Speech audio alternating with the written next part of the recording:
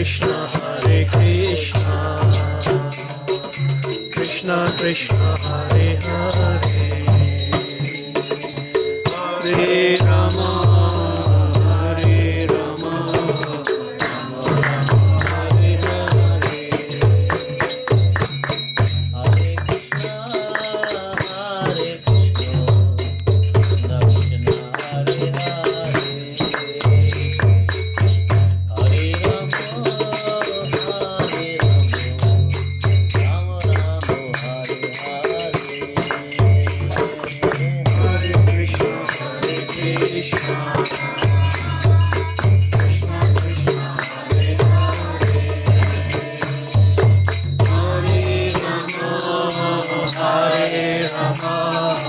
Rama Rama, Hare Hare,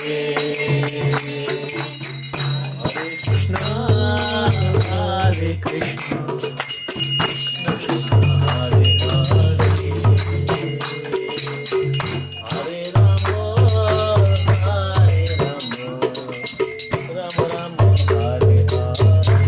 Hare Hare, Hare Krishna, Hare Krishna, Krishna Hare Hare, Hare Rama, Hare Rama,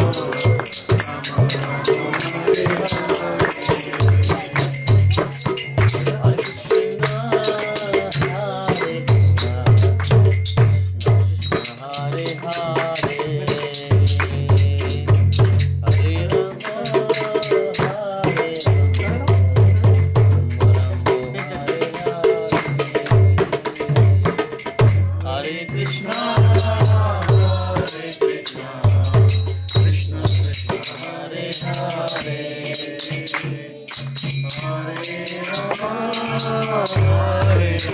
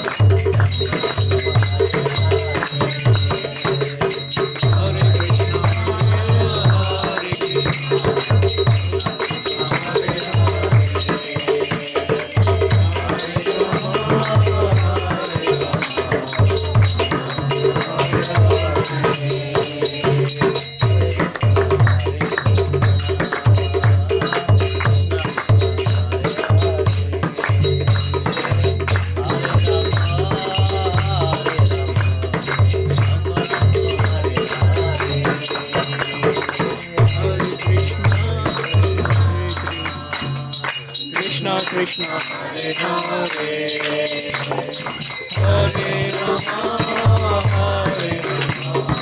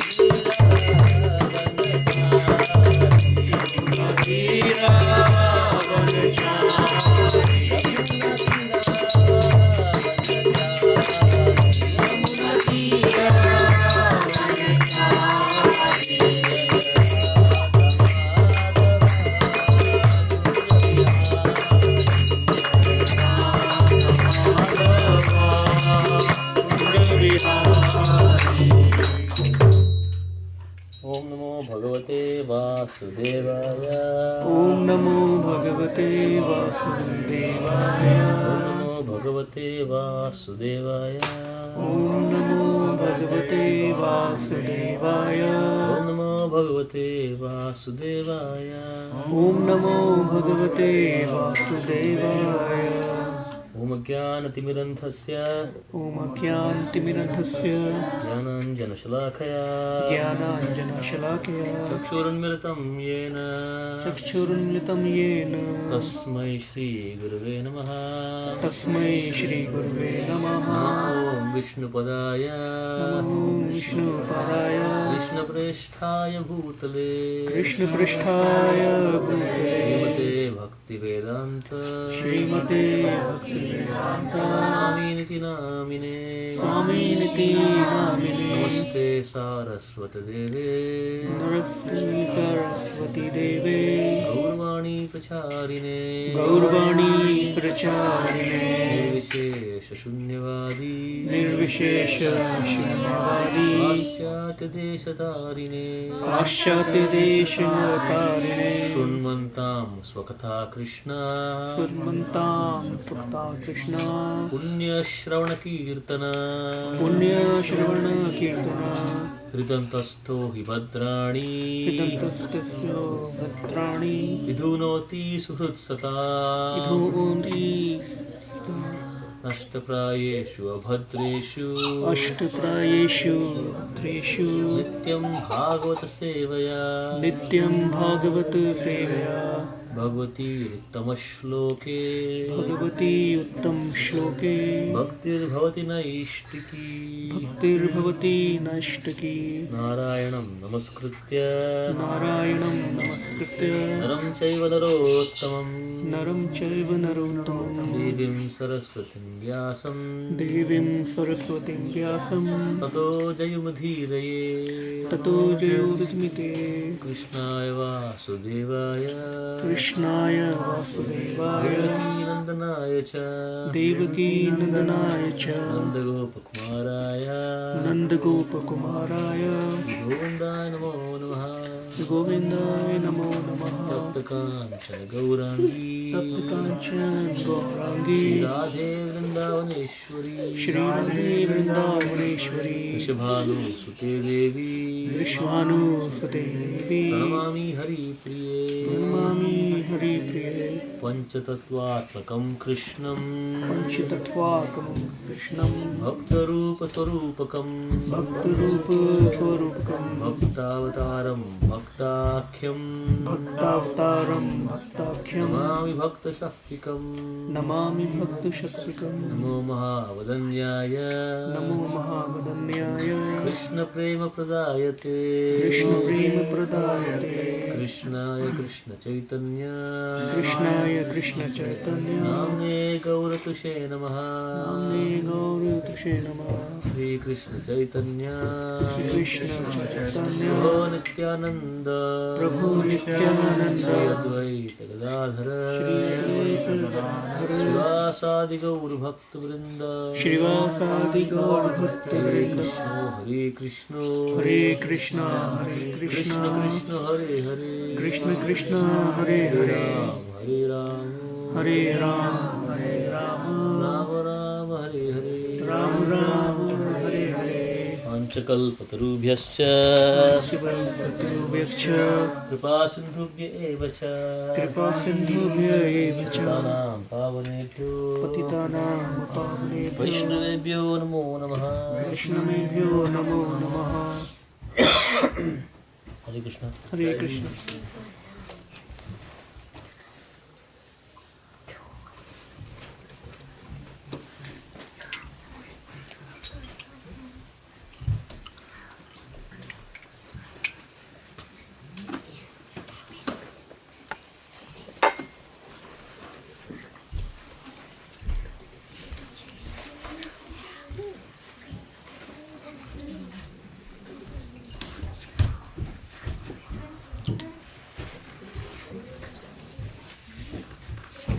Over.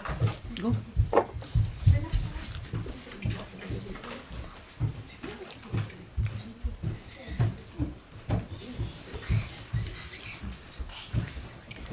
Small crowd today. Yeah. 2-3 families are not here.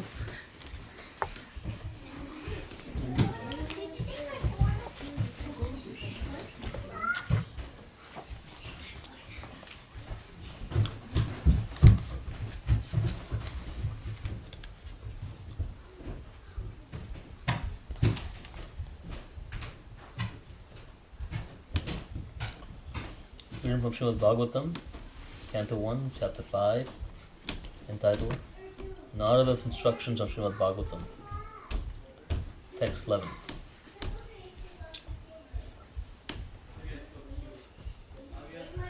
Repeat after me. Tadvag Tadvag. Visargo Visargo. Janatagha Jantagha. Viplavo Viplavo. Yasmin Yasmin. Pratishlokam Pratishlokam. Abhatta Abhatta. Api Api. Namani Namani. Anantasya Anantasya. Yasho Yasho. Nikani Nikani. Yat Yat. Shunvanti Shunvanti. Gayanti Gayanti. Grananti Granti. Sadhavaha. Sadhavaha. Chant the whole verse, you can repeat after me.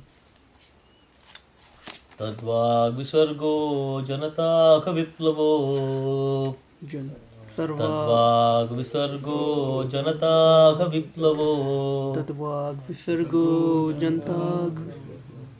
Tadvag Visargo Janataka Viplavo Tadvag Visargo Jantag. Yasmin Pratishlokam Abhattavatyapi Yasmin Pratishlokam Abhattavatyapi Namani Nantasya Yasho Niktani Yat Namani Yasho. Shunvanti Gayanti Grunanti Sadhavaha Shunvanti Gayanti. Grunanti Sadhavaha. Okay. Let me chant again, you can just hear since you're having a hard time repeating. Tadvag Visargo Janataga Viplavo Yasmin Pratishlokam Abhattavatyapi Namani Nantasya Yashon Kitani Yat Shunvanti Gayanti Grunati Sadhavaha. Translation by His Divine Grace, A.C. Bhakti Vriksha Prabhupada.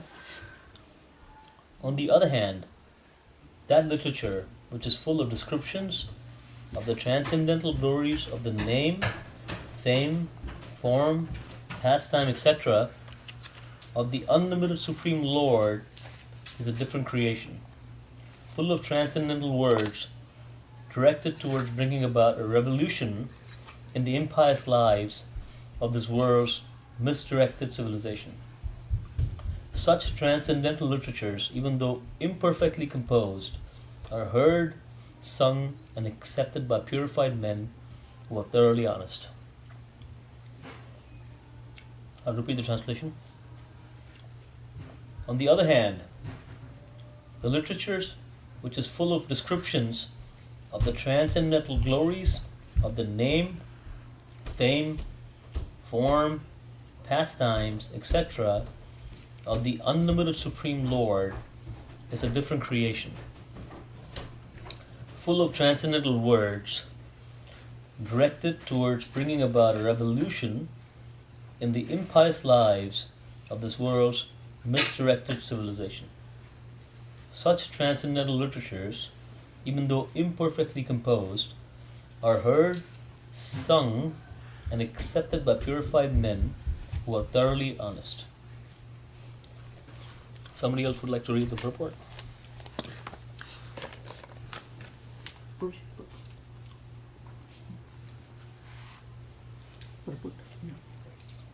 It is a qualification of the great thinkers to pick up the best even from the worst. It is said that the intelligent men should pick up nectar from a stalk of poison, should accept gold even from the filthy place, should accept a good and qualified wife even from the obscure family, and should accept a good lesson even from a man or from a teacher who comes from untouchables. These are some of the ethical instructions for everyone in every place without exception. But a saint is far above the level of ordinary man. He is always absorbed in glorifying the Supreme Lord because by broadcasting the holy name and fame of the Supreme Lord, the polluted atmosphere of the world will change.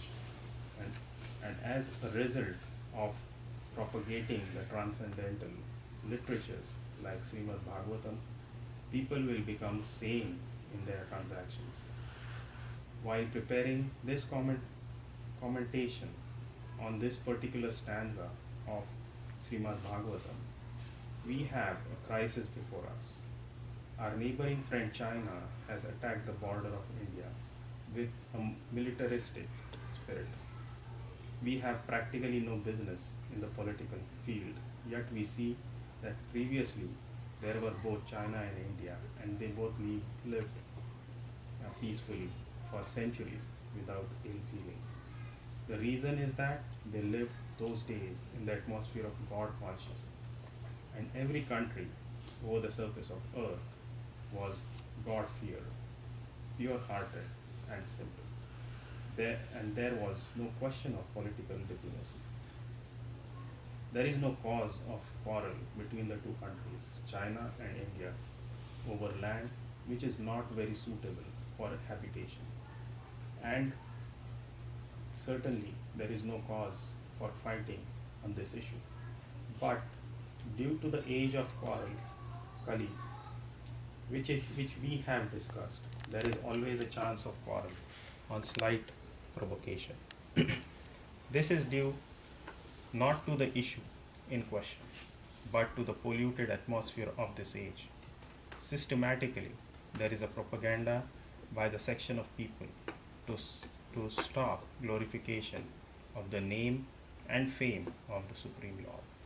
Therefore, there is a great need for disseminating the message of Srimad Bhagavatam all over the world. It is the duty of every responsible Indian to broadcast the transcendental message of Srimad Bhagavatam throughout the world, to do all the supermost good, as well as to bring about the desired peace in the world. Because India has failed in her duty by neglecting the responsible work, there is so much quarrel and trouble all over the world. We are confident that if the transcendental message of Srimad Bhagavatam is received only by the leading men of the world, certainly there will be a change of heart, and naturally the people in general will follow them. The mass of people in general are tools in the hands of modern politicians and leaders of the people. If there is a change of heart of the leaders only, certainly there will be a radical change in the atmosphere of the world. We know that our honest attempt to present this great literature, conveying transcendental messages for reviving the God consciousness of the people in general, the re-spiritualizing the world atmosphere is fraught with many difficulties. Our presenting this matter in adequate language, especially a foreign language, will certainly fail, and there will be so many literary discrepancies despite our honest attempt to present it in a proper way. But we are sure that all our faults in this connection, the seriousness of the subject matter will be taken into consideration, and the leaders of society will still accept this due to its being an honest attempt to glorify the Almighty God. When there is fire in a house, the inmates of the house go out to get help from the neighbors, who may be foreigners, and yet without knowing the language, the victims of the fire express themselves, and the neighbors understand the need. Even though not expressed in same language, the same spirit of cooperation is needed to broadcast this transcendental message of Srimad Bhagavatam throughout the polluted atmosphere of the world. After all, in its technical science of spiritual values, and thus we are concerned with the techniques and not with the language. If the techniques of this great literature are understood by people of the world, there will be success. When there are too many materialistic activities by the people in general all over the world, there is no wonder that a person or a nation attacks another person or nation on slightest provocation. That is the rule of the age, of this age of Kali or quarrel. The atmosphere is already polluted with corruption of all description, and everyone knows it well. There are so many unwanted literatures full of materialistic ideas of sense gratification. In many countries, there are bodies appointed by the state to detect and censor obscene literature. This means that neither the government nor the responsible leaders of the public want such literature. It is in the marketplace because people want it for sense gratification. The people in general want to read it.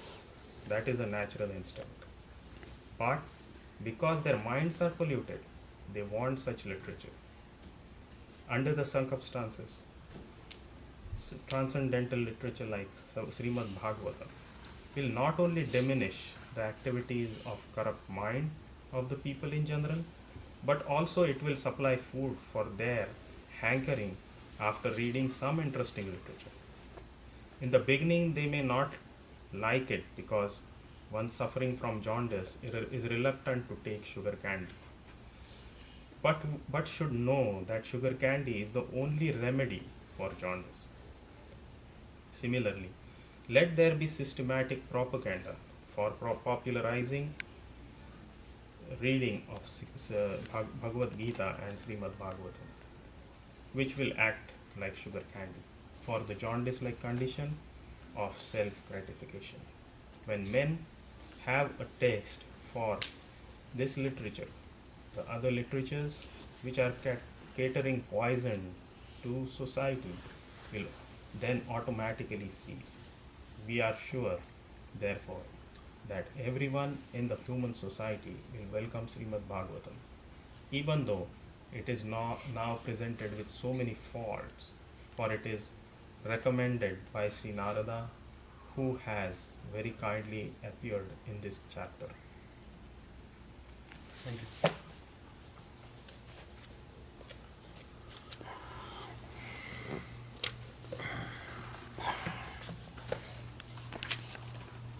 Which is full of descriptions of the transcendental glories of the name, fame, forms, pastimes, etc. of the unlimited Supreme Lord, is a different creation, full of transcendental words directed towards bringing about a revolution in the impious lives of this world's misdirected civilization. Such transcendental literatures, even though imperfectly composed, are heard, sung, and accepted by purified men who are thoroughly honest. These are words of Sri Narada Muni. And Prabhupada wrote this purport in the early 1960s in Vrindavan. And he mentions that at that time China attacked India. He mentions all that. And in his humility, he writes that we know that our honest attempt to present this great literature, conveying transcendental messages for reviving God consciousness in people in general, is fraught with many difficulties. Presenting the matter in adequate language, especially a foreign language, for Srila Prabhupada, will certainly fail. And there will be so many literary discrepancies despite our honest attempt to present in the proper way. But be sure that with all our faults in this connection, the seriousness of the subject matter will be taken into consideration. So,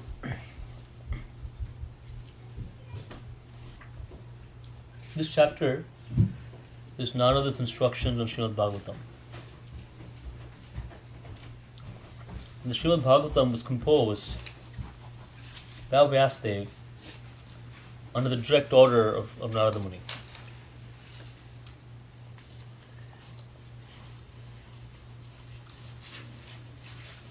Everyone knows who Narada Muni is? Narada Muni, everybody knows? Huh? Yeah. Narada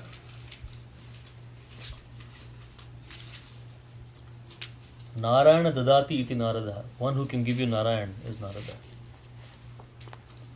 So I have seen some depictions of Narada Muni in a funny way in some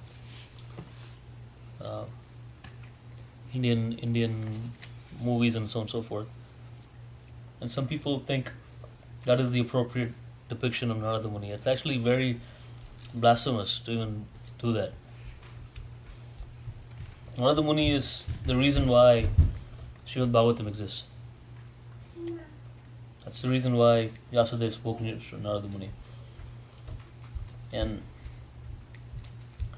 if we have any interest or any hope of making any spiritual advancement, we have to completely surrender to Narada Muni.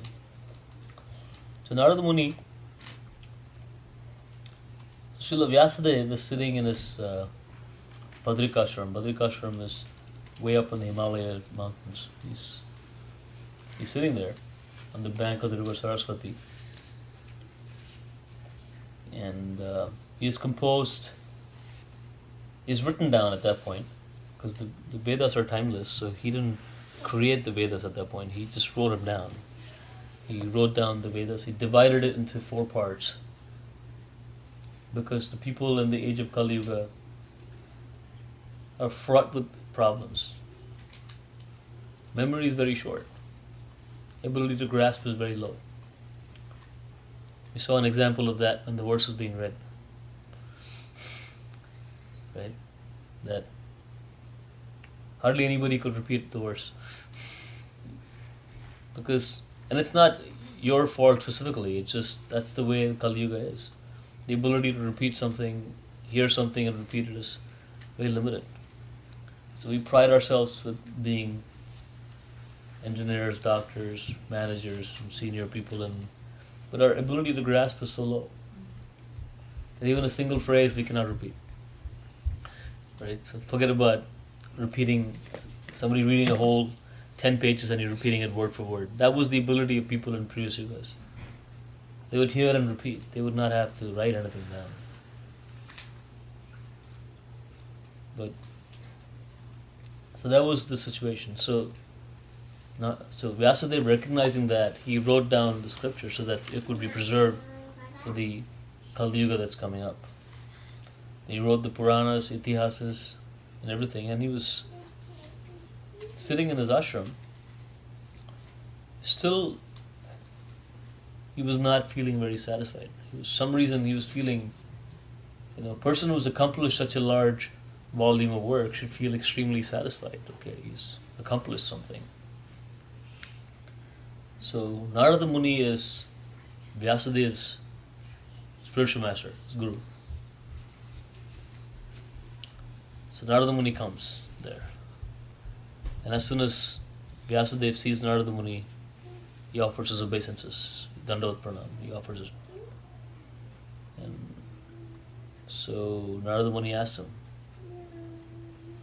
so Vyasadeva, what is the problem? Why are you somewhat depressed? What is the cause for your unhappiness? Why are you not? So it's very beautiful. Narada Muni asks him.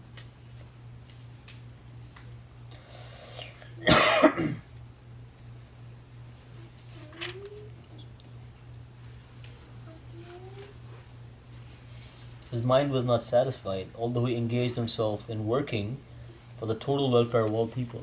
So Vyasadeva was not satisfied.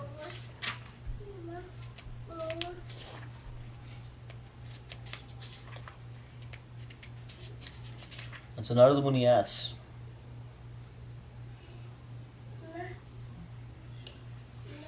Are you satisfied by identifying with the body or the mind as object of self-realization?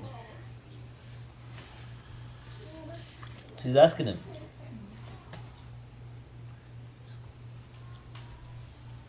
So Vyasadeva asks him,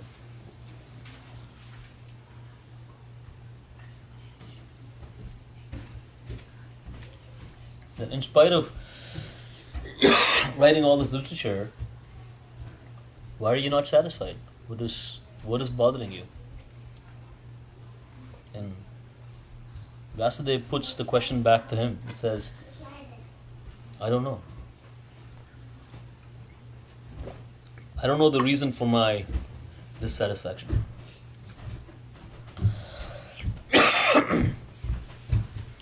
I'm not pacified. And since you have unlimited knowledge,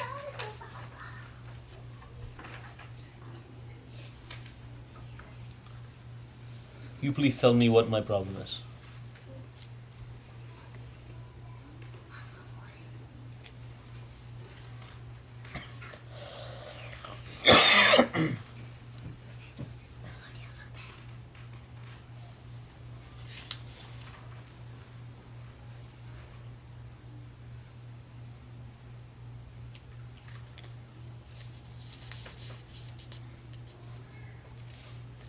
So at this point, Vyasadeva is putting the question before Narada, saying, why am I feeling unsatisfied? What is missing? Because a person like me who should have written all these books, I should feel very satisfied. So at that point, Narada starts praising Vyasadeva, and he says that you're the literary incarnation of the Lord, Shaktyavishavtar, empowered by the Lord to write all these. There's no reason for you to feel despondent. You should be encouraged because you accomplished so many wonderful things. And so he's encouraging his disciple, saying, there's no reason for you to feel despondent. So at that point, Vyasadeva could have said, okay, good, thank you, I feel much better now. Right? But Vyasadeva was not simply looking to be placated. He was not looking just to be reassured. A lot of times, when we ask for feedback, our objective is just to get reassured. So when we ask somebody superior, first of all, we have to accept somebody superior in our life. And if you don't accept somebody superior in your life, then there's no possibility of getting direction. Because at that point, if you don't have somebody superior you look up to, then you're basically just doing what comes to your mind. And as you become, and this becomes a problem more and more as you become more and more successful, either materially or spiritually. Either way, same problem. Right? If you're extremely successful materially, even in a very prominent position at work and wealthy person and all that, then very difficult for some person who's not in similar status or higher status to come and give you any kind of an advice. Where you automatically you're going to think, who is he to give me advice? What have you accomplished lately? Why are you telling me all this? Who are you? So first of all, even to approach a person like that is very difficult. And then even if somebody does approach the person and give him advice, for that person to accept the advice is even more difficult. So we always have to realize the importance of having a superior authority in our life who can give us guidance. And it's even more true in spiritual life. So a lot of times when we ask somebody for advice or honest opinion, we don't really want their honest opinion. We only want them to validate our position more often than not. Because if that person doesn't validate it, then we'll go to somebody else who will. Right? That's why you see people, when they hear Bhagavad Katha and very specific instructions on how we can dedicate our lives to Krishna consciousness, they're not satisfied with those answers, and then they want to get special answers, saying, okay, then what is the instruction for me specifically? What should I do? But the Bhagavatam says, Savai punsam paro dharmo yato bhakti adoksaje ahetuki apratiyata yayatmasu prasidati. Savai punsam, for all people in general, the highest dharma is to have unmotivated and uninterrupted devotion to the Supreme Lord Sri Krishna. And that is the only thing that will satisfy the soul. And that is for Savai Punsam, for all people. So unless you consider yourself outside the all people category, that is the instruction for everybody. That the only way, how can I be happy? Yes, the only way to be happy is uninterrupted and unmotivated devotion to the Supreme Lord Sri Krishna. And how can you have devotion to Krishna? By chanting His holy name. We chanted japa, we did kirtan, we're hearing Krishna Katha. Krishna Katha is Katha about Lord Krishna and His associates. All this is practice of bhakti. This is the only thing that can make us happy. And the example that Srila Prabhupada gives, that a person in jaundice condition, hepatitis, a person, if he takes sugar candy, he finds it bitter. But slowly, as the condition becomes better, Anand Prabhu will tell you, right? He's a physician. As condition becomes better, and I can tell you personally also, because I've been afflicted by that condition many, many years ago, that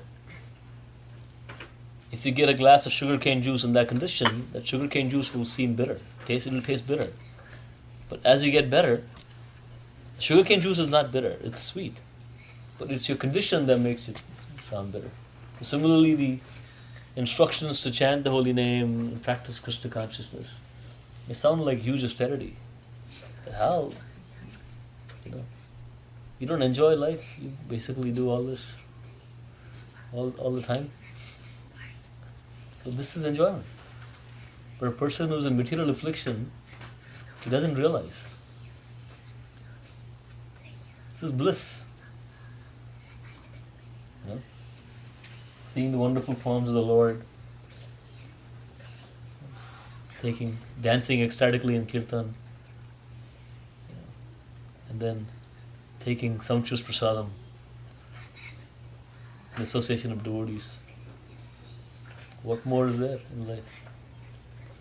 That is what we will do if we eventually go back home, back to Godhead. The association of devotees, glorifying the Lord and taking transcendental prasadam. That's what we'll do. So,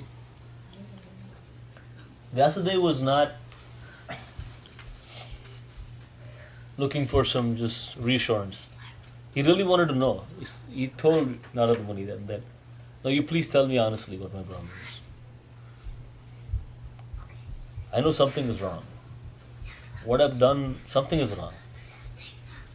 So you honestly tell me what the problem is. Don't just placate me. Don't just reassure me. Tell me what my issue is. So at that point, Narada Muni starts speaking. He says, until then he did not honestly express his opinion. He wanted to understand how sincere Vyasadeva was in trying to understand what his issues are. So he says, Narada said, you've not actually broadcast the sublime and spotless glories of the personality of Godhead Sri Krishna. That philosophy which does not satisfy the transcendental senses of the Lord is considered worthless. And he continues, although, great sage, you have very broadly described the four principles beginning with religious performance, dharma, artha, kama, moksha. You've described broadly, you have not described the glories of Supreme Personality of Godhead, Sri Krishna Vasudeva. You have not done that. And he says, those words which do not describe the glories of the Lord, who alone can sanctify the atmosphere of the whole universe, are considered by saintly persons to be unto a place of pilgrimage for crows.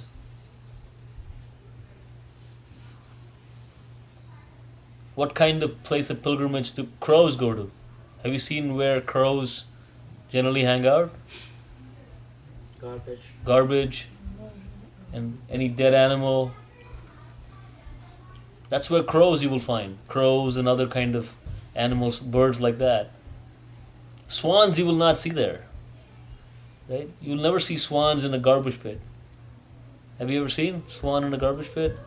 Trying to eat carrion? No.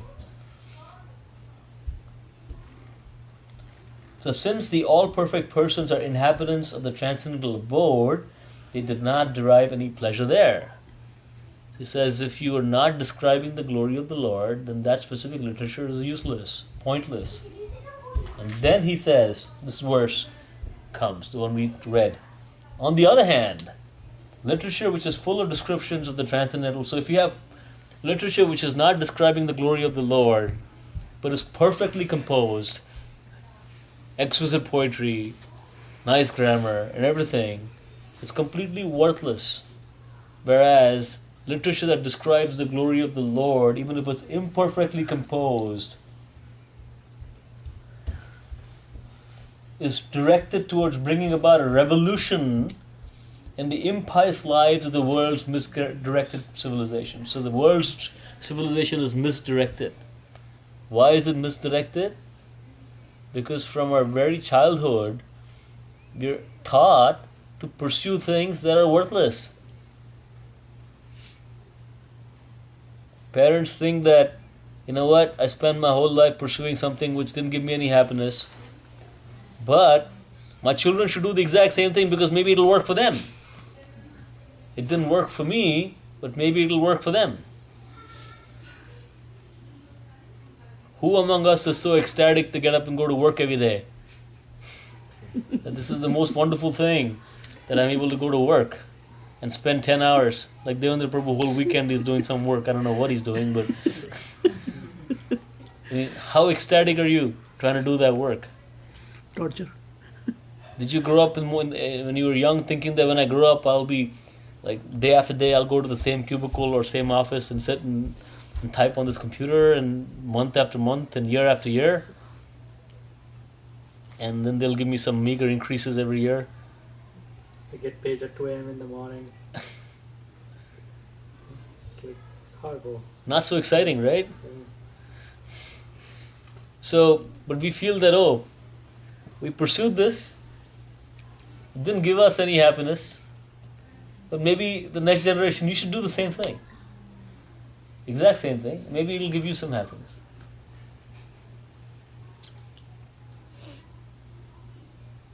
Buy one car, want to buy another car, buy one TV, want to have one TV in every room.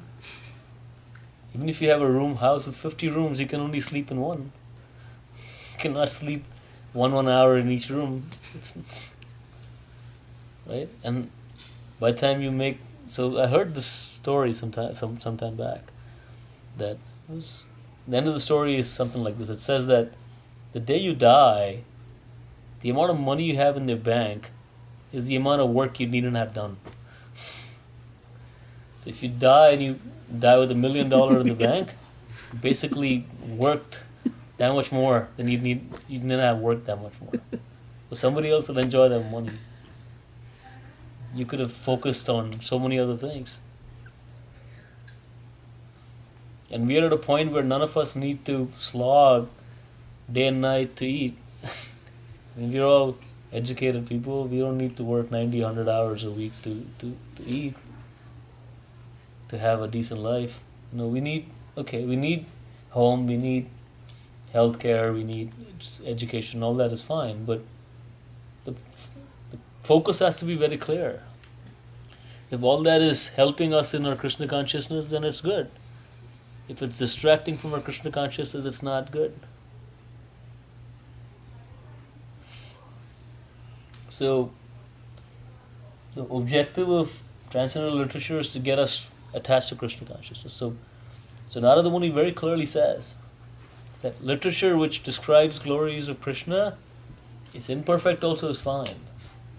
It's valuable. If it doesn't, Prabhupada used to criticize so heavily publication of newspapers.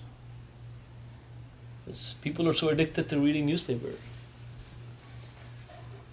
In America, it's not so much, I've seen. But when I travel to India, I see it's even more. And I travel to Europe also; it's very extensive. In London, people are very crazy about reading newspapers.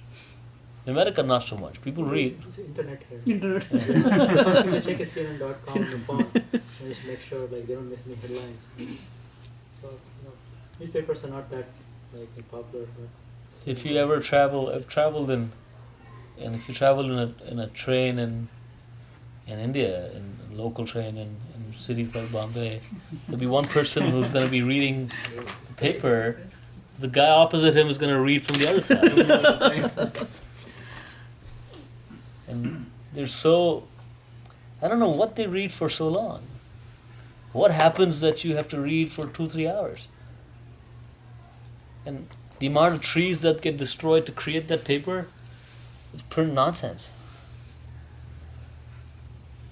I'm guaranteeing you that if you pick up a paper from last year and I just change the date on the top and I give you the paper, you won't be able to tell it's last year's paper. Because the same stuff happens. I seen one time in the New Delhi railway station or the bus stand somewhere, it's like the magazines they come, so what they do, usually date is on the top, so what they were doing is cut the top part. Yeah. And they were selling and people are reading that it. right? Yeah, That's I've funny. seen myself. They will just cut the top part of the magazine, so it's going to be little, maybe half inch shorter, but it does. You don't lose much material, and people are buying and reading it. Yeah, because it doesn't change.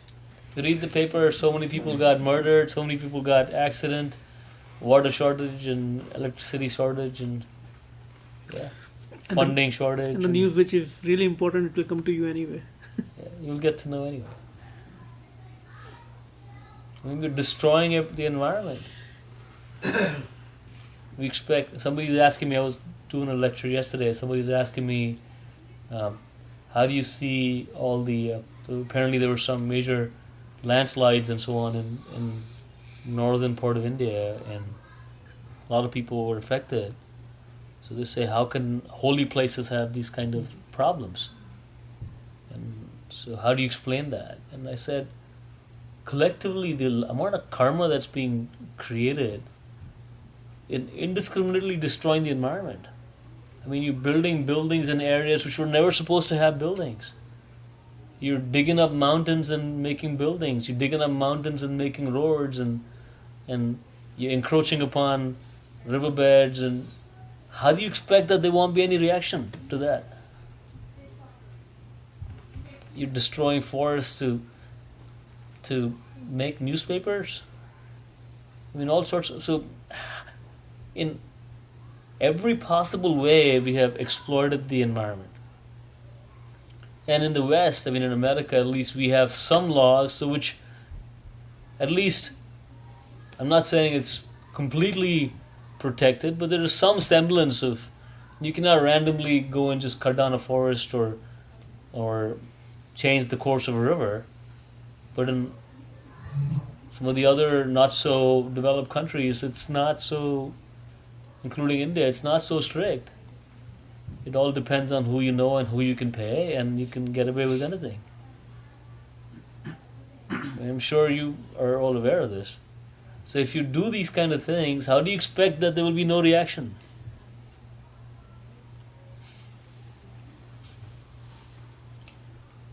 So then Narada Muni says this to Vyasadeva. Then Vyasadeva says, so what should I do? How do I rectify this problem? You identified a problem.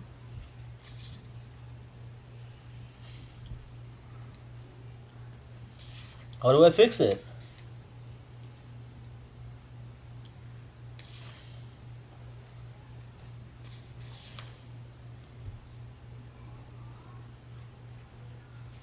And he says, he tells him, uses the word jukupsitam,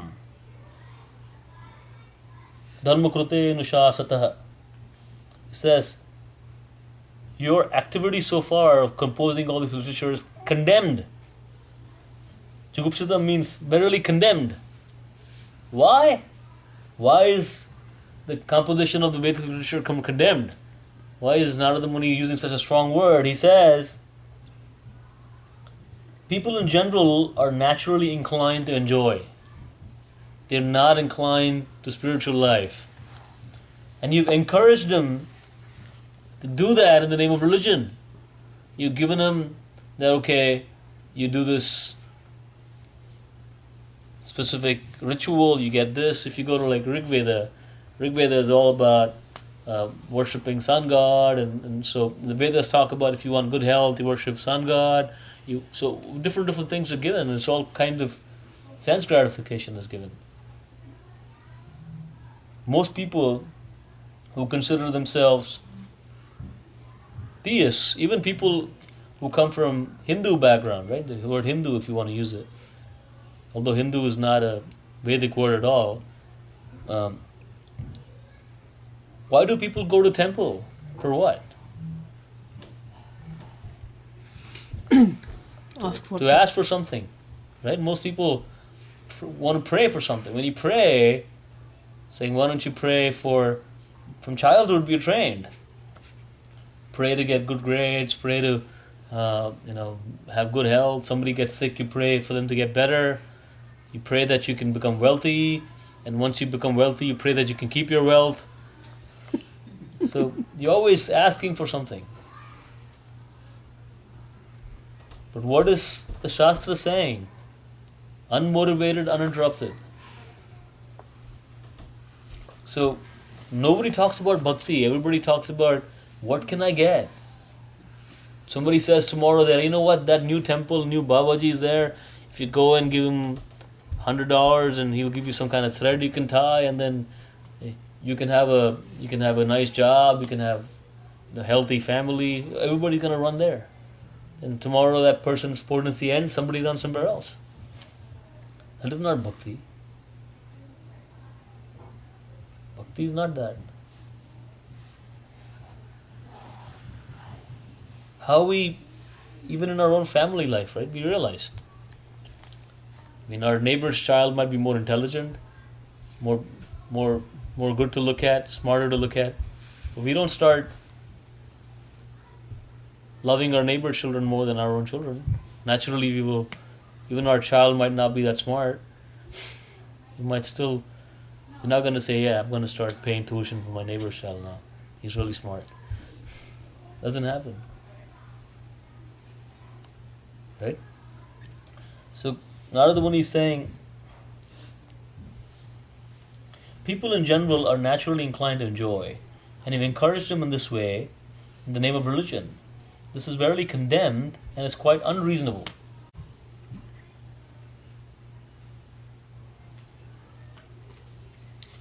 So he asks him to then describe the glories of the Lord.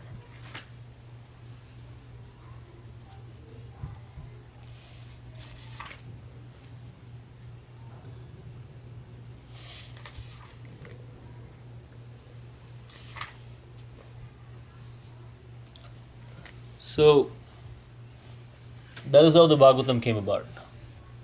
And then Vyasadeva decided to write the Srimad Bhagavatam at that point. And then Vyasadeva asked Narada Muni, so tell me a little more about your background. How did you come in this present body? And then Narada Muni describes his whole pastime.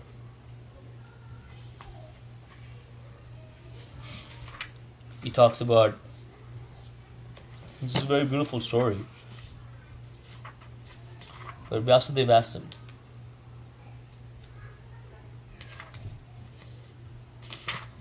I'll read that part. So Narada Muni says that in his previous life, he was born as a son of a maidservant, Dasiputra. And he wasn't even sure who his father was, because he was from a very poor family. And his mother was engaged in serving in an ashram.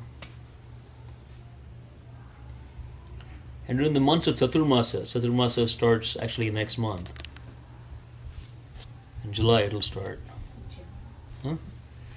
And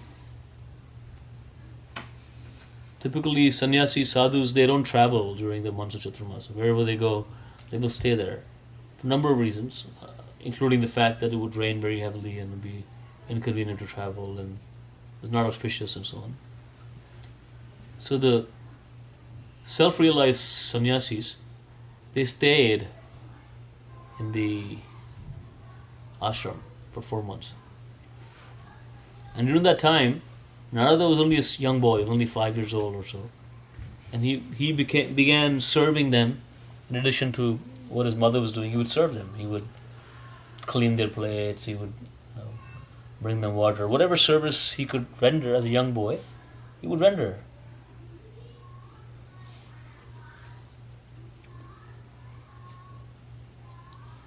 And so he says, although they were impartial by nature, those followers of the Vedanta blessed me with their causeless mercy. So they blessed him. As far as I was concerned, Narada is saying, I was self-controlled and had no attachment for sports. So he's a young boy, he was not interested in running around and playing. He was very self-controlled, even though I was only a boy. In addition, I was not naughty and I did not speak more than required. So he answered any question that was asked him, but he didn't keep talking generally. Like a lot of people like to hear the sound of their own voice. And then he says, and only once, this is very important, and only once, by their permission, I took the remnants of their food. And by doing so, all my sins were eradicated at once. Thus being engaged, I became purified in heart, and at that time, the very nature of the transcendental became attractive to me. So what he's saying is, this remnants of the food, so they ate prasadam, the Vedantists, they ate prasadam, and with their permission, he took a little bit of remnants of prasadam.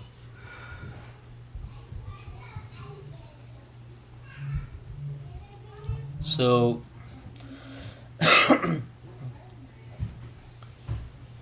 even seeing a self-realized soul it's got great value. Forget about eating the remnants.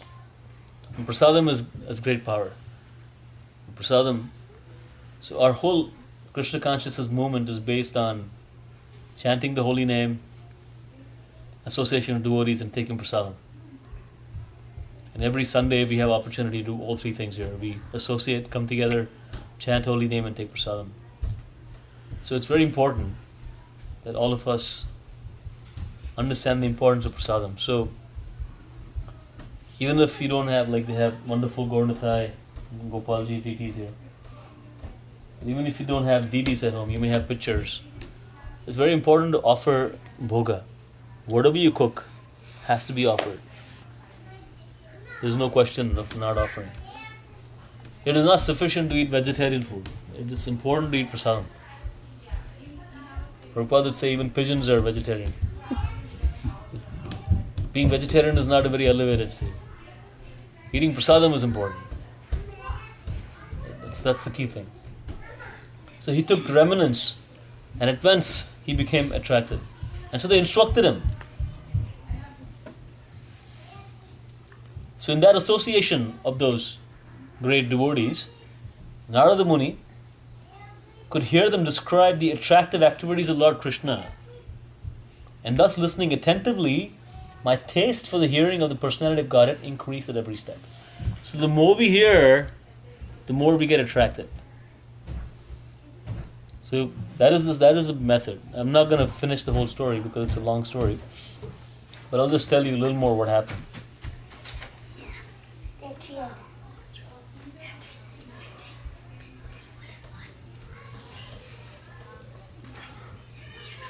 So he says, thus during the rainy season and the autumn, I had the opportunity to hear these great souls constantly chant the unadulterated glories of Lord Hari. As the flow of my devotion service began, the coverings of the modes of passion and ignorance vanished.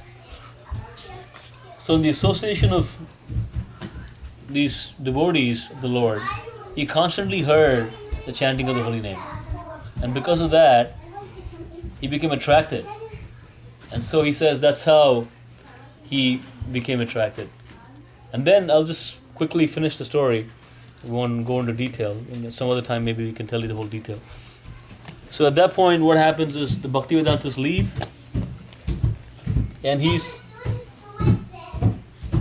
constantly engaged in thinking of the Lord. At that point, his young mother, who's the only person who takes care of him, he's a young boy, he's only 5, she gets bitten by a snake and she dies. So at this point, this young boy is 5 years old. He thinks, okay, this is a great benediction, I was dependent on my mother, attached to my mother. Now she's also gone, so I have nobody else but to be attached to the Lord. And he starts walking in the northern direction. And he keeps walking and then starts meditating on the Lord.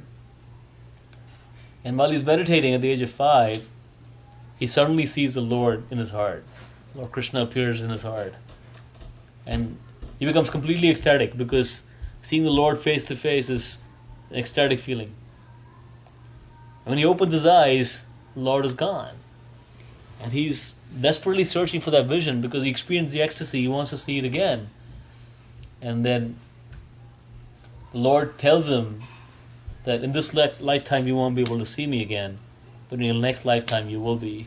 At that point, Narada Muni eventually gives us a body, and then the next lifetime he comes Narada. That's how he becomes Narada. And because of the mercy of the Bhaktivedantas and so on and so forth.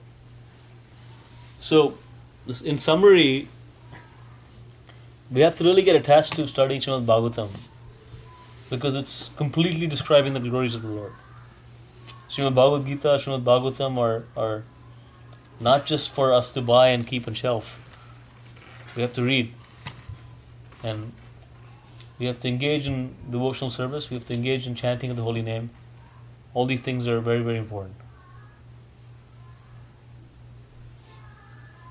Any questions?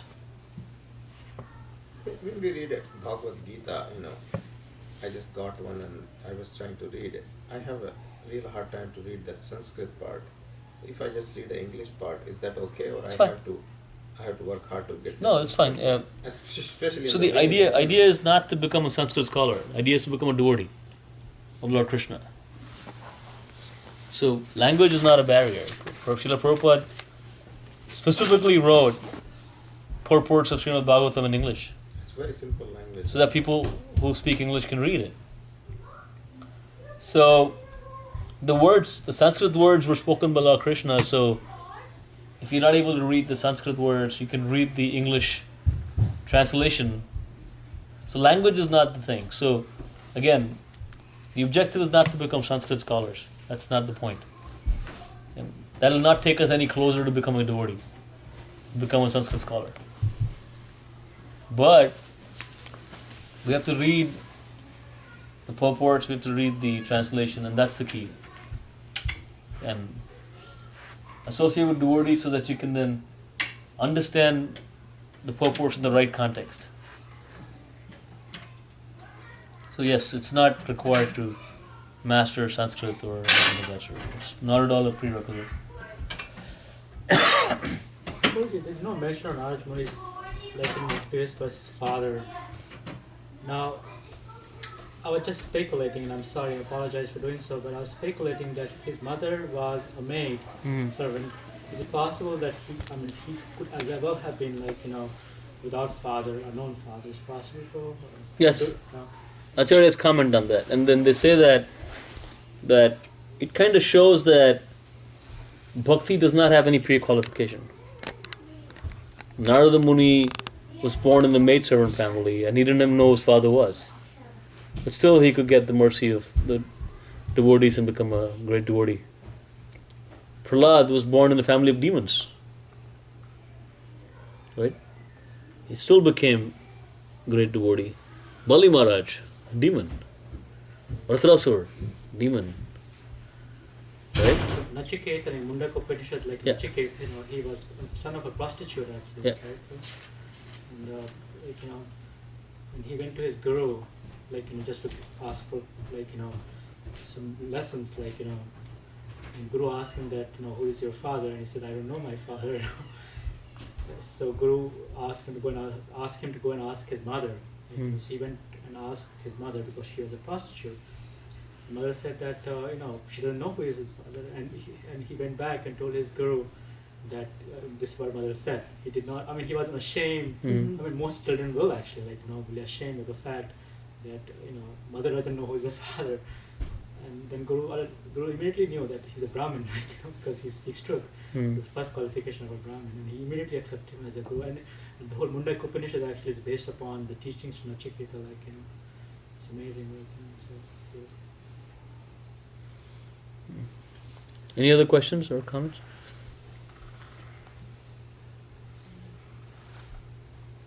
well, I have a question regarding the next verse, that you read.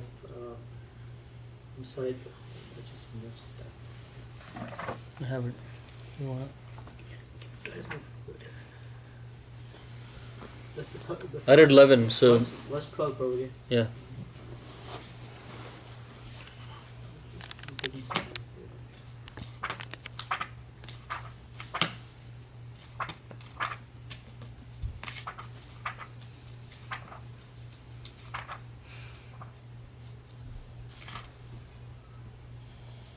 Naishkarmya apachut bhava varjitam nashobhate jnanam alam niranjanam kutapunas shashvat bhadram ishvare nacharpitam karma yat api karam.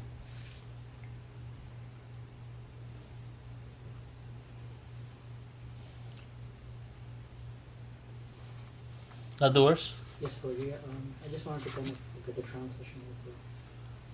Knowledge of self-realization, even though free from material affinity, does not look well if devoid of conception of infallible God.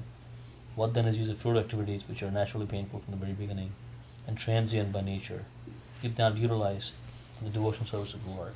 So for the second part, like you already mentioned in your class about again how we work so hard, when we start outside, we go to our work. That is the second part of us.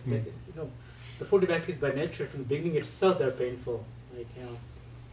But then the first part of the verse in fact raises some questions in my mind, bro. The knowledge of self-realization. Again, this knowledge is very rare, and not many people are even interested in this knowledge. And I've been to churches and temples and mosques, and nobody. I mean, people go there because they're pious people and they're all piety in their hearts. But I don't really hear knowledge of self-realization anywhere, not even in the temples, not even in churches. Although they might claim to be, but the fact is that they're going there just because of fear of God, but it's it's a very challenging statement, though, that even very advanced people who are engaged in cultivating the knowledge of self-realization, they are also being condemned here in a way, bro. Is that right, bro? Yes. So the understanding of this verse is as follows. So if you look at the second chapter of the Bhagavad Gita, the first thing Krishna says is, what does Krishna say in the second chapter of Gita? First knowledge that he gives? You're not the body of the soul. So you realize that the first step in self-realization is that you're not the body of the soul. Right? So Prabhupada emphasized that point so much. Right? There was this nice, interesting story that he was in an interview one time. You heard the story? He was doing an interview with the French cardinal? No, it was a TV interview. Okay. Yes. And so the reporter was somebody who was a very charismatic person. So he was asking Prabhupada questions. Prabhupada was saying, so you know what? We're all spirit souls. You're not the body of the soul. And then the person was not understanding. He was saying, no, but the body is what we see. This is what I am.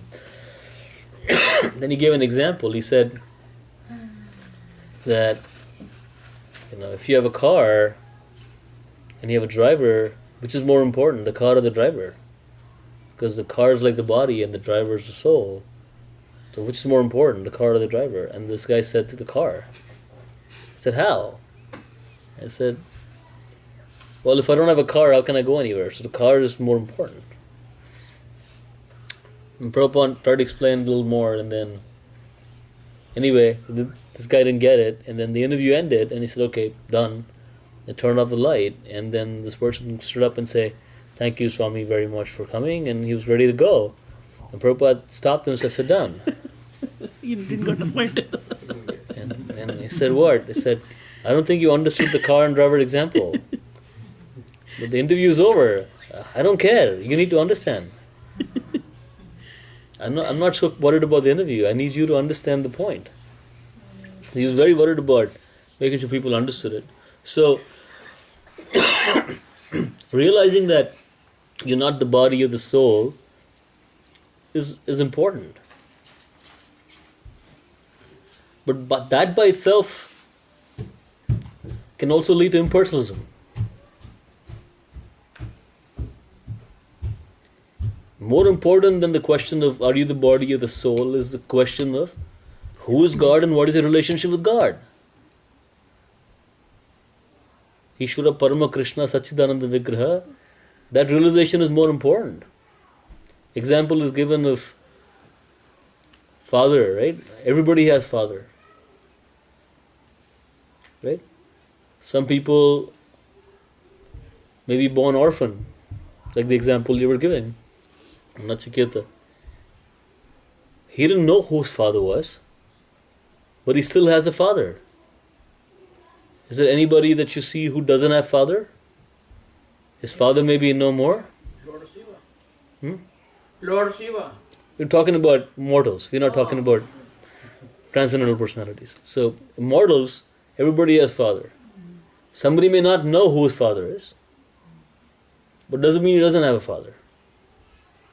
Right? So the atheistic people are in the category of people who say, well, and they may be like, they don't see their father, and they hang out with people who have not seen their father. So they say, well, I haven't seen my father. You haven't seen your father.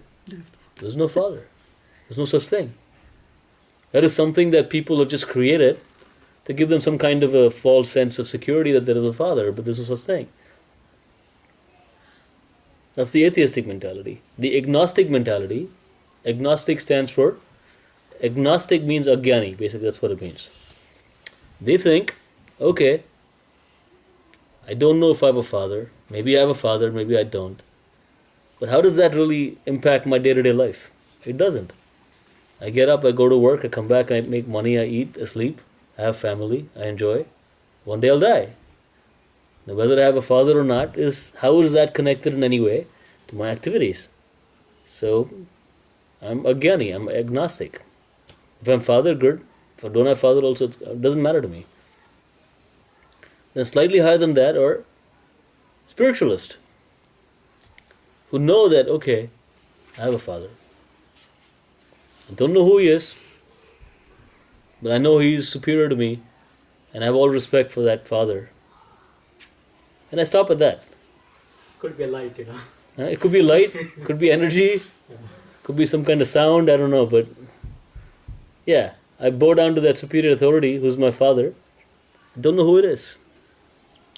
And then you have this Vishuddha it's described in chapter 8 and 9 of the Gita. People who consider everybody their father. They'll have if you go to their home, they'll have altar of 50 pictures. And then they'll take agarbatti and swing it around and say, okay, whoever wants to take whatever portion, take. Don't involve me in this fight. All of you may be my father or one of you may be my father, doesn't matter. But okay, I surrender. But I'm not sure who I'm surrendering to. But I'm surrendering to this general mass of pictures of Devi Devtas I have. That's another crazy mentality. So your self-realized people who are away from the concept of God fall in that category of people who know there is a father, who are not debating there is a father, but don't know who that father is. But our Vedic scriptures, a lot of the other scriptures are also pursuant to the Vedic version, be it in other religions, say there is a father. In every religion, be it Islam, be it, they talk about an omnipotent, omniscient God, right? All powerful, all merciful, right?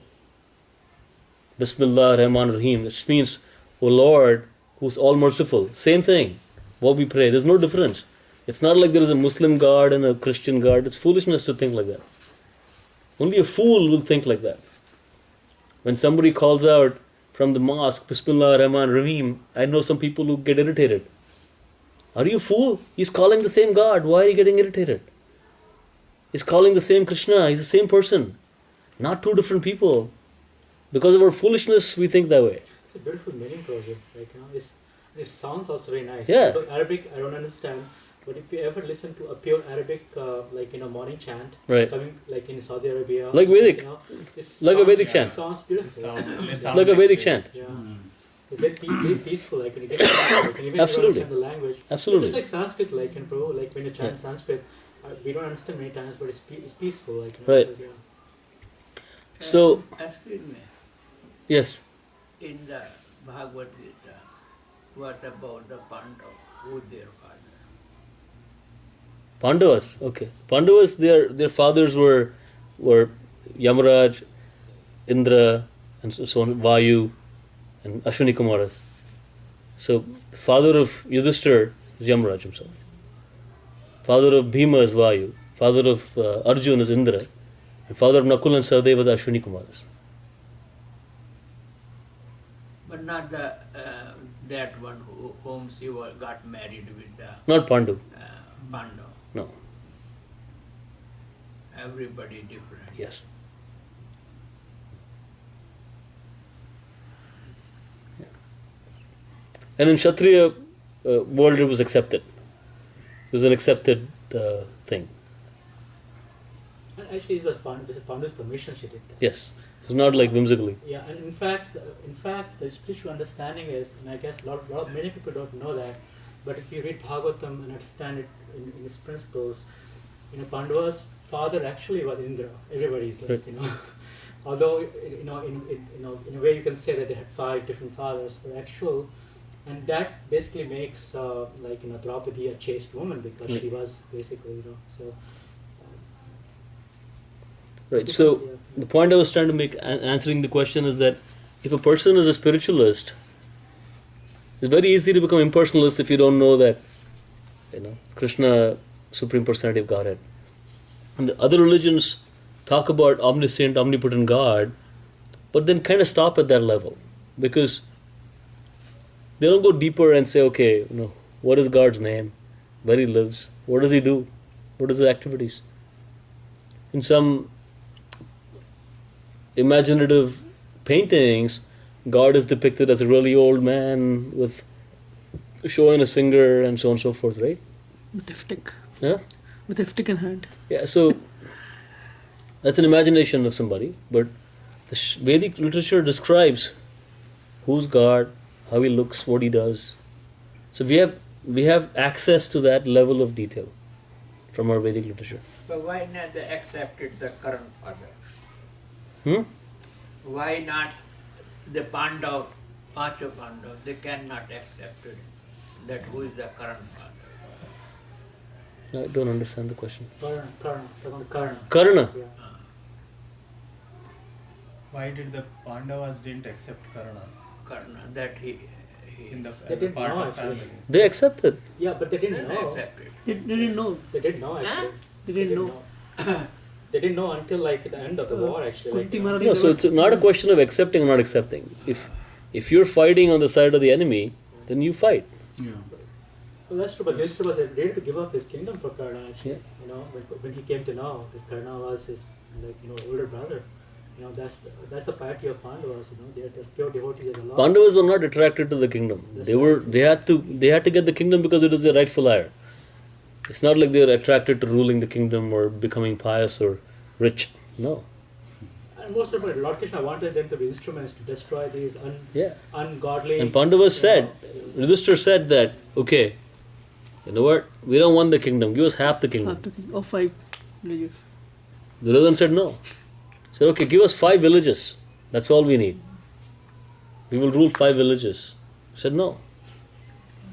So they were not greedy for the whole kingdom. But it is their duty. As a Kshatriya, that is their duty. On top of that, Arjuna is saying he ready to beg. Yeah, he's saying, Bhagavad Gita is saying, I don't want to fight. Yeah, I want to beg. He wanted to kind of drop down the level of a Shudra to beg, rather than he will fight, just because. Right. Yeah, and Karna was. People talk about Karna because somehow they feel that he was slighted or he was.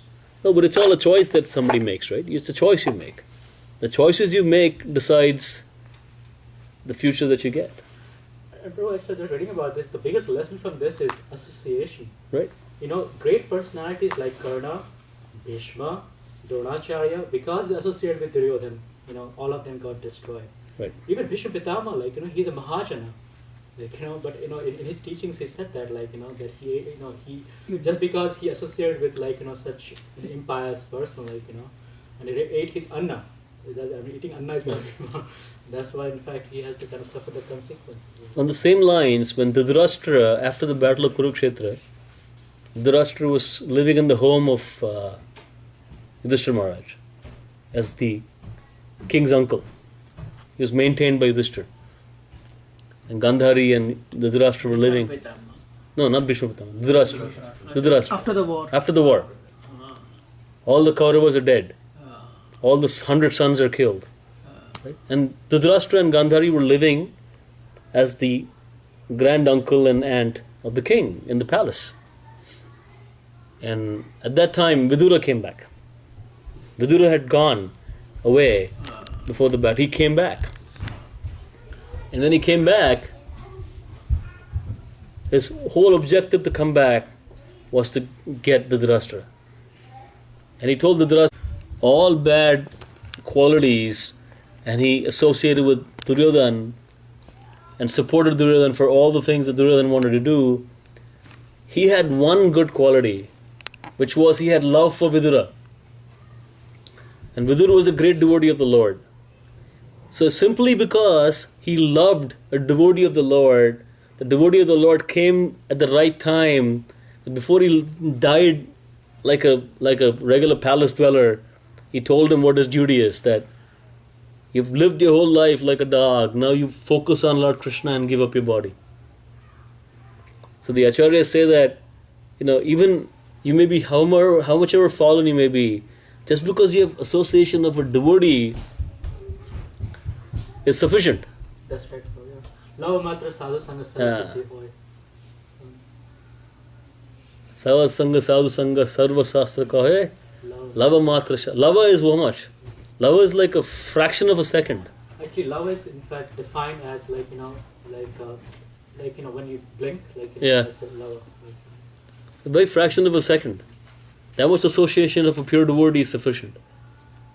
So the Dhritarashtra's only qualification was that he had love for Vidura and Vidura had correspondingly love for him. What other good quality he had?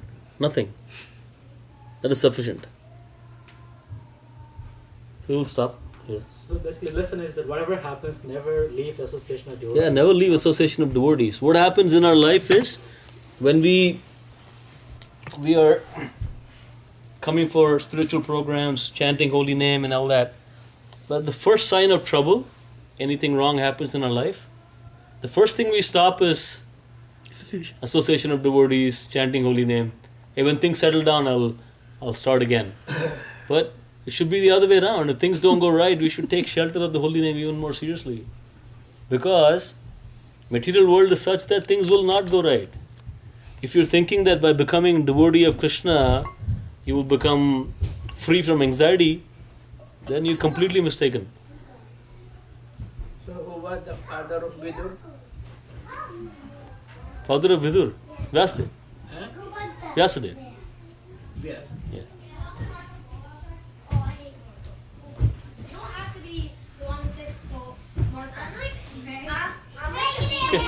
Thank you.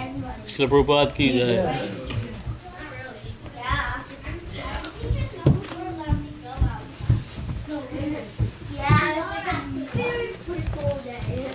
Get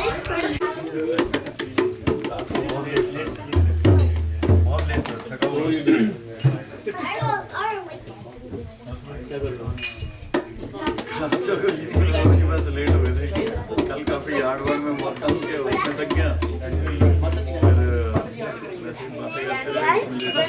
How much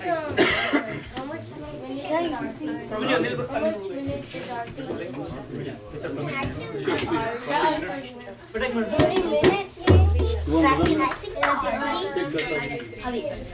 Every minute,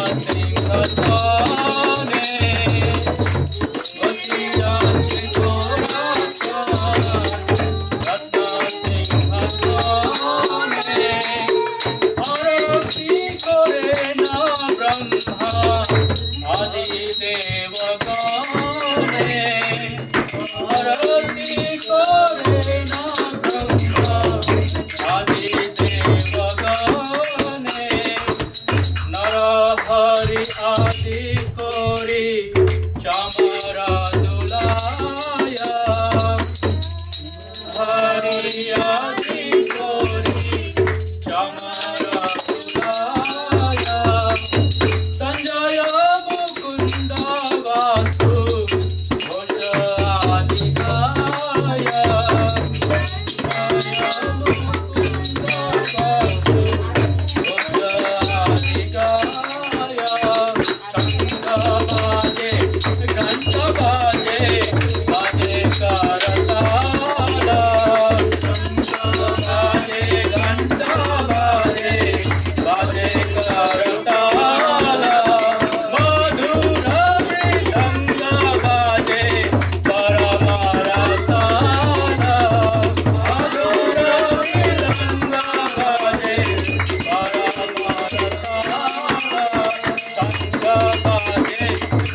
बाजे माधुर माधुर माधुर बाजे शंख बाजे घंट बाजे माधुर माधुर माधुर बाजे शंख बाजे घंट बाजे माधुर माधुर माधुर बाजे बाजे घंट बाजे माधुर माधुर माधुर बाजे बहु कोटि चंद्राजिनी वदना उज्ज्वला बहु कोटि चंद्राजिनी वदना उज्ज्वला गलदेश गणमाला करे गणमाला गलदेश गणमाला करे गणमाला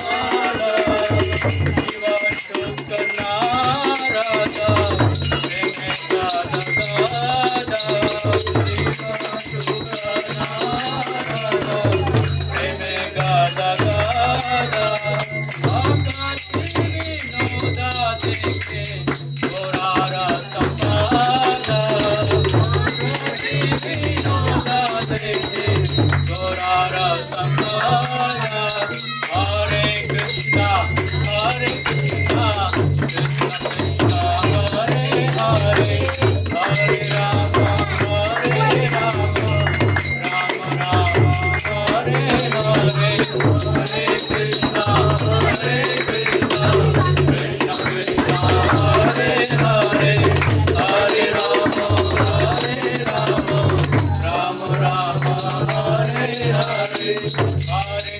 Krishna,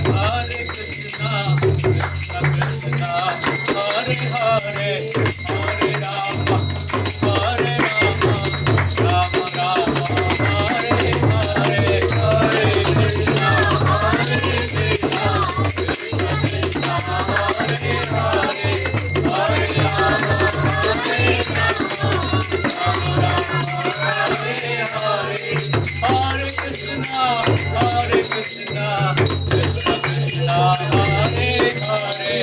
Hare Rama, Hare Rama, Rama Rama, Hare Hare, Hare Krishna, Hare Krishna, Krishna Krishna, Hare Hare, Hare Rama, Hare Rama, Rama Rama, Hare Hare, Hare Krishna, Hare Krishna, Krishna Krishna, Hare Hare, Hare Rama, Hare Rama, Rama Rama, Hare Hare, Hare Krishna, Hare Krishna, Krishna Krishna, Hare Hare, Hare Rama, Hare Rama, Rama Rama, Hare Hare, Hare Krishna, Hare Krishna, Krishna Krishna, Hare Hare, Hare Rama, Hare Rama, Rama Rama, Hare Hare, Hare Krishna, Hare Krishna, Krishna Hare Hare, Hare Rama, Hare Rama, Rama Rama, Hare Hare, Hare Krishna, Hare Krishna, Krishna Krishna, Hare Hare, Hare Rama, Hare Rama, Rama Rama, Hare Hare, Hare Krishna, Hare Krishna, Krishna Krishna, Hare Hare, Hare Rama, Hare Rama, Rama Hare Hare, Hare Krishna, Hare Krishna, Krishna Hare Hare, Hare Rama, Hare Rama, Rama Rama, Hare Hare. Hari Bol, Hari Bol, Jai Gaur, Hari Bol, Jai Gaur, Hari Bol, Hari Bol, Hari Bol, Jai Gaur, Hari Bol, Jaya Jaya Prabhupada, Prabhupada, Jaya Jaya Prabhupada,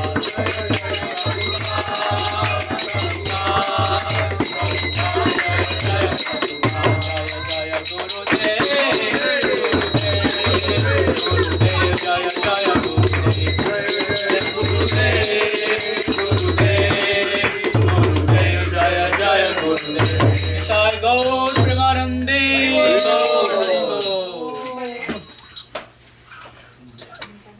Mr. Padma, on for the Raj Katare, Master 50 Mujua embrace.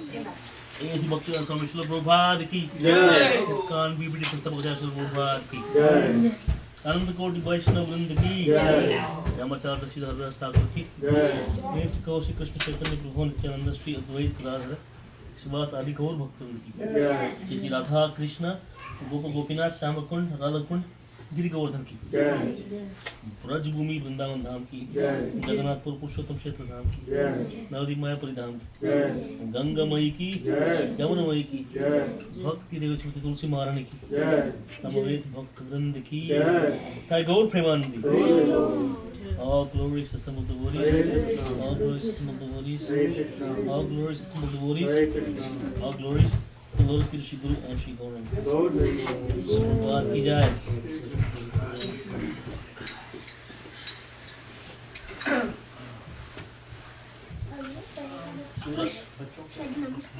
Can I sing the right All of you can sing. Okay, All yeah, the kids go ahead. together. Rohin, you can lead. Yes, let him lead. Let him lead. Can I sing? Let's all sing. I'm singing the one. Yes. Let's all sing. You mean I am?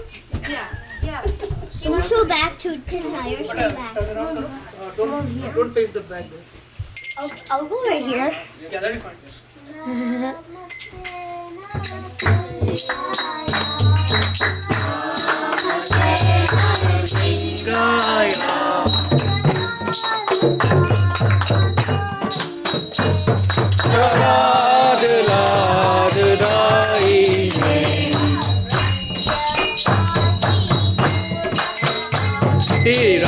हिरण्यकाशी पूर्वक्षः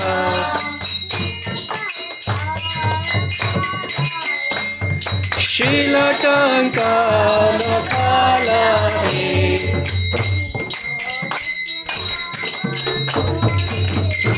ईतो नरसिंहो परतो नरसिंहो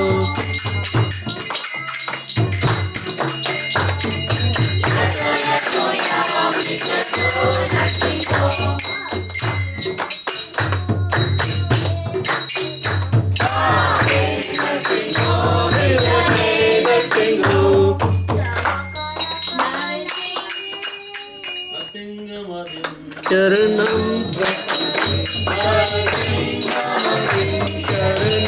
प्रपदे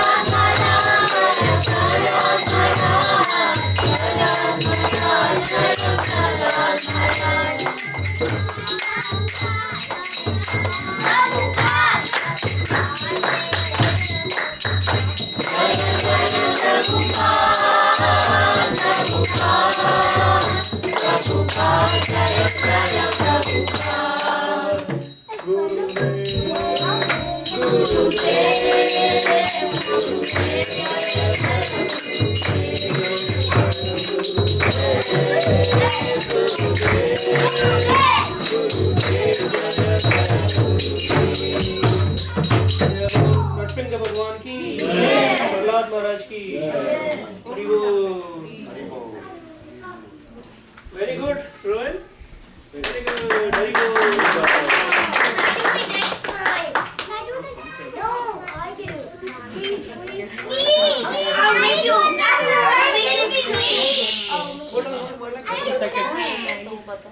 I know some of us are not familiar with the Gauranga Arti, but if we can just read the meaning of this, it's a very nice meaning. In fact, now once we know the meaning, we'll appreciate it much more. So yeah, Gauranga meaning. Subrat Prabhu, can you start the first?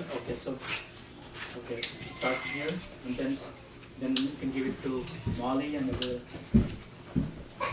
All glories to the beautiful Aarti ceremony of Lord Chaitanya.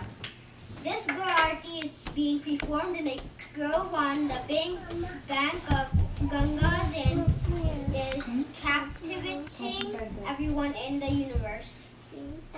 First refrain. Lord Gauranga's beautiful Aarti is captivating everyone in the universe. Molly, then Ansh. On his right side is the moonlight Lord Nityananda. On his left is Sri Gadadhara. Nearby stands Sri Advaita, and Sri Vasha Thakur is holding an umbrella.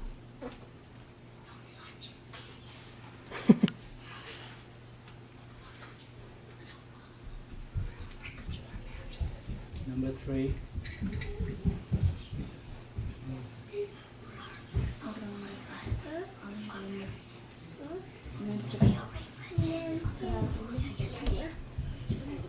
Okay, read wherever you feel it. Okay, you can read from there.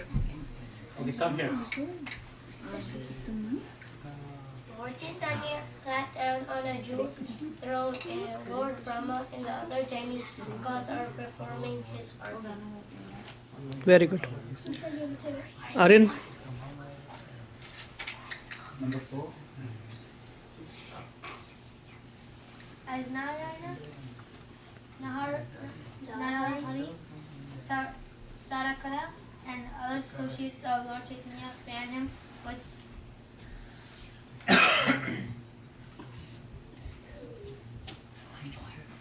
Chamar. Jamar, Sanjaya, Pandita, Mukundata, Vasugosha, and other devotees singing.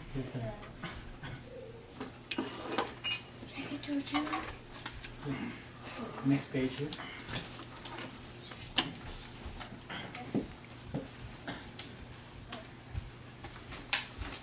Conch, shells, bells, and Kartal.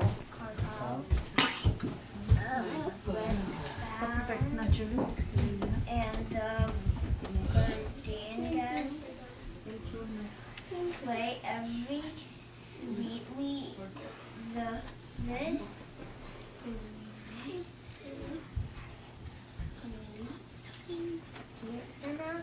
music is supremely sweet and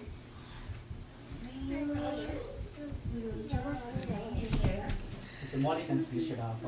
Arjun, आप? That's okay. Want to read out? Yeah, Arjun want to read. That's okay. You can read it.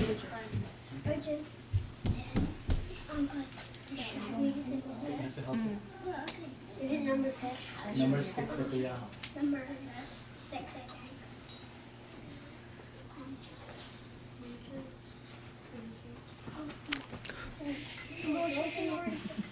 Lord Chaitanya's face. Lord Chaitanya's face.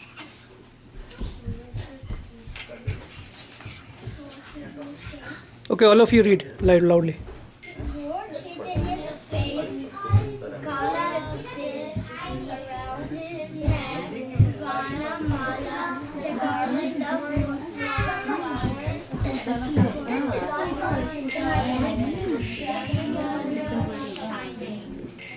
Hari Bol. Molly. Yeah, you can finish it off. Lord Chaitanya's face confers millions upon millions of moons and garland of forest flowers around his neck shines. Lord Shiva, Sudaka Goswami, and Narad Muni. Can Pranav have a lollipop? Of translation, love, Gada Gada, their voices are choked. Bhakti Vinoda, Just read the translation, Surat. I have to look. I can't see the glory of Lord Chaitanya. Lord Shiva, Sudaka Goswami, and Narad Muni are all present, and their voices are choked with the great transcendently love. Thus, Bhakti Vinoda beholds the glory of Lord Chaitanya. Sri Chaitanya. It's hard.